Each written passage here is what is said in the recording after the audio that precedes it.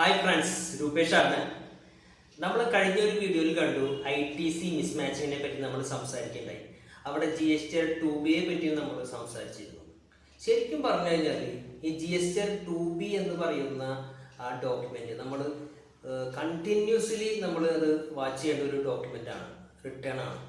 Because നമുക്ക് ഇത് purchase റെക്കോർഡുമായിട്ട് നമ്മൾ കമ്പയർ ചെയ്താൽ മാത്രമാണ് പല ITCകളും നമ്മുടെ കയ്യിൽ നിന്ന് ക്ലെയിം ചെയ്യുന്നത് ചിലപ്പോൾ വിട്ടുപോകാനിടയുണ്ട്. ഇങ്ങനെ ചെയ്യുകയാണെങ്കിൽ നമുക്ക് അങ്ങനെയുള്ള ലൂസുകളൊക്കെ ഒഴിവാക്കാം. അപ്പോൾ നമ്മൾ എല്ലാ മാസവും 14-ാം തീയതിയാണ് GSTR 2B നമുക്ക് അവൈലബിൾ ആവുക, റിഫ്ലക്റ്റ് ആവുക.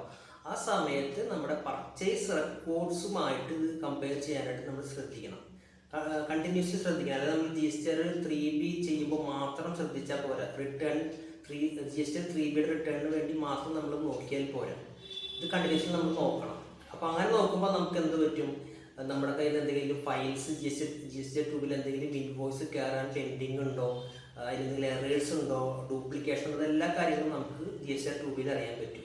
അതുപോലെ 3B ചെയ്യുമ്പോൾ നമ്മൾ GSTR 3B ഫയൽ ചെയ്യുമ്പോൾ നമ്മൾ 2 പ്രാവശ്യം ഡബിൾ ചെക്ക് ചെയ്തിട്ട് നമ്മൾ ചെയ്യുക 2B പ്രകാരം.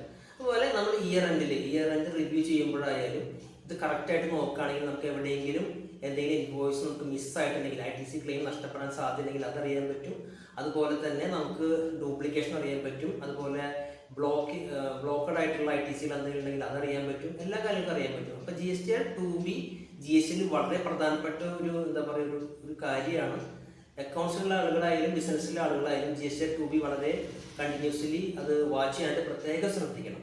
നിങ്ങൾക്ക് GSTയെ പറ്റി വളരെ അപ്ഡേറ്റഡ് ആയിട്ടുള്ള ഇൻഫർമേഷൻസ് ലഭിക്കാനായിട്ട് ഞങ്ങളുടെ YouTube channel KK Tax India subscribe ചെയ്യൂ. Thank U.